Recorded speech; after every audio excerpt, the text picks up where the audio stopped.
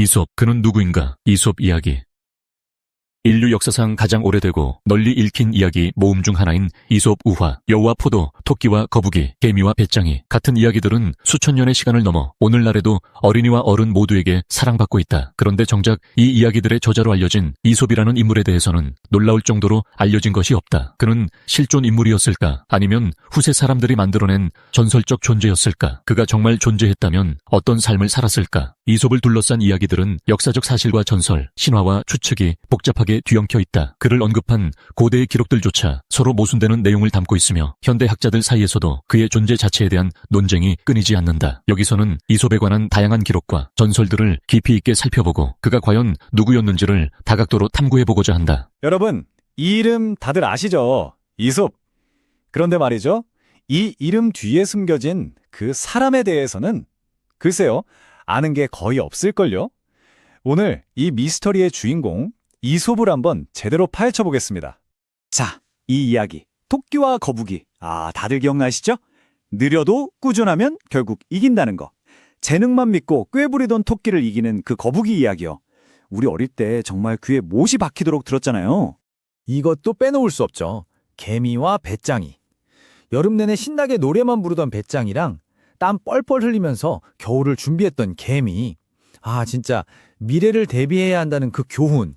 우리 다 이 이야기로 배웠다고 해도 과언이 아니죠. 그래요, 맞아요. 우리는 이 이야기들을 정말 줄줄 외울 정도로 잘 알아요. 근데 이 어마어마한 이야기들을 만든 사람, 이솝이라는 그 남자는요? 과연 우리는 그에 대해 얼마나 알고 있을까요? 진짜 정체를 알고 계신가요? 자, 그럼 지금부터 진실을 한번 찾아가 보죠. 첫 번째 질문부터가 사실 좀 충격적일 수 있어요. 바로 이겁니다. 이솝, 과연 실제로 존재했던 인물일까요? 이게 진짜 재밌는 부분인데요. 이솝을 기록했던 고대의 똑똑한 역사가들조차도 그가 언제 살았는지에 대해서는 의견이 다 제각각이에요. 누구는 기원전 600년, 또 누구는 570년, 기록마다 다 달라요. 벌써부터 미스터리가 시작되는 거죠. 그래서 이 논쟁이 아주 팽팽합니다. 한쪽에서는 이 수많은 우화들 스타일이 다 다른데 어떻게 한 사람이 다 썼겠어? 라고 하고요. 근데 또 다른 쪽에서는 잠깐만, 역사의 아버지라고 불리는 헤로도토스가 직접 그 이름을 언급했는데? 라고 맞서는 거죠. 대체 누구 말이 맞는 걸까요? 그래서 가장 유력한 시나리오는 아마도 이렇습니다. 이솝이라는 실존 인물이 있긴 있었던 거예요. 그런데 시간이 흐르면서 그의 삶에 살이 붙고 또 붙어서 결국 그 사람 자체가 하나의 거대한 전설, 뭐랄까 우화가 되어버린 거죠. 좋습니다. 그렇다면 전설이 된 그 남자는 대체 어떤 사람이었을까요? 지금부터는 그의 신분 그리고 그의 외모에 얽힌 정말 믿기 힘든 이야기 속으로 한번 들어가 보겠습니다. 전설에 따르면 이솝의 외모는 정말 충격적입니다. 배는 툭 튀어나오고 머리는 비정상적으로 크고 팔다리는 짧고 뒤틀리고 심지어 신이 졸다가 실수로 만든 작품이라는 묘사까지 있을 정도였으니까요. 이건 거의 괴물에 가까운 모습이죠. 하지만 바로 이 지점이 모든 이야기의 핵심입니다. 이렇게 볼품없고 추한 몸 안에 고대 그리스에서 가장 날카롭고 빛나는 지성이 숨쉬고 있었다는 거죠. 그러니까 그의 삶 자체가 겉모습만 보고 판단하지 말라는 가장 강력한 우화 그 자체였던 셈입니다. 근데 여기서 정말 중요한 사실이 하나 있어요. 이 못생긴 이솝이라는 이미지는 사실 전부 나중에 만들어진 이야기라는 겁니다. 헤로도터스 같은 초창기 기록에는 그의 외모에 대한 언급이 단 한 줄도 없어요. 아마도 그의 지혜를 더 극적으로 보이게 하려고 후대 사람들이 꾸며낸 장치였을 가능성이 아주 높죠. 하지만 이 모든 전설과 꾸며낸 이야기들 속에서도 거의 모든 기록이 공통적으로 말하는 논쟁의 여지가 거의 없는 딱 한 가지 역사적 사실이 있습니다. 그건 바로 그가 노예였다는 겁니다. 심지어 그를 소유했던 주인들 이름까지 기록에 남아있을 정도니까요. 아니, 어떻게 재산 취급을 받던 노예가 한 나라의 왕을 대변하는 외교관이 될 수 있었을까요? 이건 정말 인류 역사상 가장 드라마틱한 신분 상승 스토리 중 하나일 텐데요.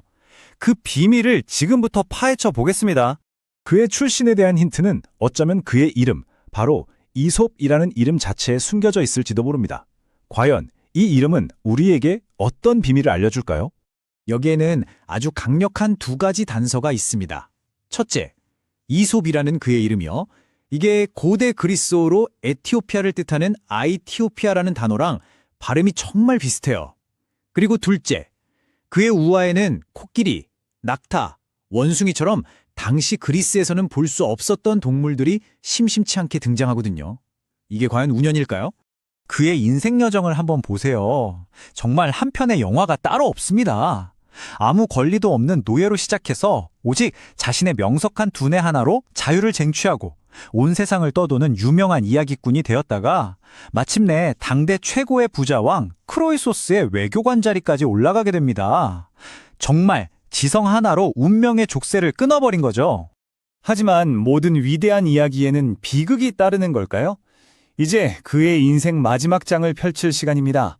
그가 남긴 어떤 우화보다도 더 우화 같았던 그의 비극적인 최후에 대한 이야기죠. 모든 사건의 시작은 그의 주군이었던 크로이소스 왕이 내린 마지막 임무였습니다. 바로 막대한 양의 황금을 가지고 신들의 도시 델포이로 가서 시민들에게 나눠주라는 것이었죠. 그런데 델포이에 도착한 이솝은 정말 큰 충격에 빠지고 맙니다. 신성하기로 이름난 이 도시의 시민들이 사실은 너무나 탐욕스럽고 부패하고 무례했기 때문이에요. 신에 대한 존경심은 눈을 씻고 찾아봐도 없었죠. 정의감이 강했던 이솝은 이 꼴을 도저히 보고만 있을 수가 없었습니다.